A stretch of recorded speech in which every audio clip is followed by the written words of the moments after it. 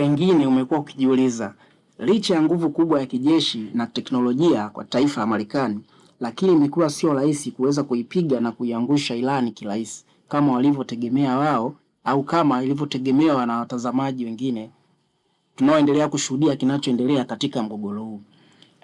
Ili kuelewa nguvu ya kijeshi ya Irani, lazima tuangalie vitu vinne vikuu. Kitu cha kwanza ni silaha, kitu cha pili ni mbinu wanazotumia, kitu cha tatu ni ushawishi wa nje, kitu cha nne mazingira ya nchi yenyewe.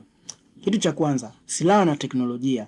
Irani ina uwekezaji mkubwa kwenye makombora ya ballistic au ballistic missile.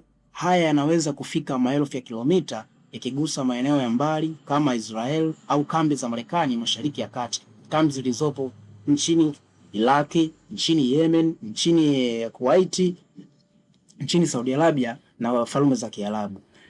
Drones, UAVs. Irani ni moja ya nchi zilizoendelea sana kwenye drones za kijeshi. Wanatumia kwa upelelezi na mashambulizi. Ni vifaa vilivyotengenezwa kwa bei rahisi ukilinganisha na vifaa vinavyoweza kudhibiti uingiaji wake katika eneo la adui.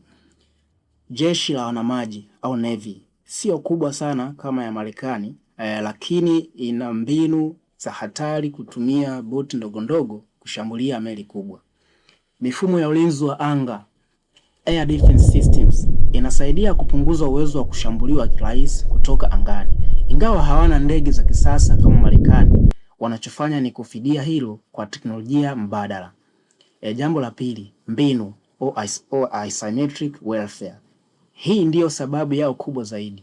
Badala ya kupigana vita ya moja kwa moja au conventional war, Irani hutumia mashambulizi yasiyotabirika, mashambulizi kutoka pande mbalimbali, jangwani, majini na kwenye ardhi ya kawaida, pasipo kuwa na uelewa wa adui ni wapi hasa chanzo chao cha mashambulizi. Au cyber warfare, mashambulizi ya mtandao.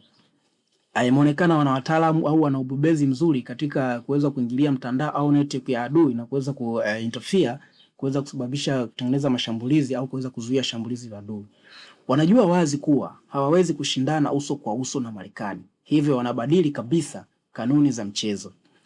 Jambo la tatu, proxy network au washirika wao. Irani ina ushawishi mkubwa kupitia makundi washirika katika nchi tofauti, mfano Lebanon, Iraki, Syria, Yemen. Ushirikiano au support ya taifa la Irani kwa makundi kama Hezbollah na Hamas yaliyopatikana katika baina ya hizi nchi Lebanon, Iraki, Syria na Yemen yameweza kuwa ni chanzo kikuu au kuwapa nguvu kubwa ya kuweza kupambana na kuweza kuwa na stability kubwa katika jeshi lao. Makundi haya wasaidia Irani kupigana vita bila kuhusika moja kwa moja, kupanua uwanja wa vita au battlefield, kuweka pressure kwa Israel na Marekani maeneo mbalimbali. Hii inafanya vita kuwa ngumu zaidi kwa sababu si vita ya nchi moja tu, ni mtandao mzima. Jambo la nne, jiografia ya Irani.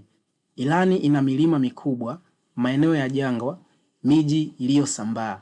Hii inafanya uvamizi wa ardhini kuwa mgumu sana, vita kuwa ya muda mrefu na yenye gharama kubwa. Kwa mfano, hata Marekani ikiwa na nguvu kubwa, kuingia Irani ni tofauti sana na vita vya wazi kama Iraq.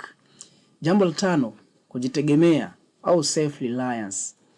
Kwa sababu ya vikwazo vya muda mrefu, Irani imetengeneza silaha zake yenyewe. Irani imeweza kutengeneza mifumo au kuzalisha wanasayansi kuweza kutengeneza mifumo yake ya kiupambanaji na mifumo yake ya silaha bila kutegemea nchi nyingine. Ina maana kwamba wao hawategemei kununua silaha tofauti na nchi zingine ambazo zinategemea zaidi kununua silaha. Hiyo inakufanya utumie gharama zaidi, lakini wao wameweza kuliepuka hilo.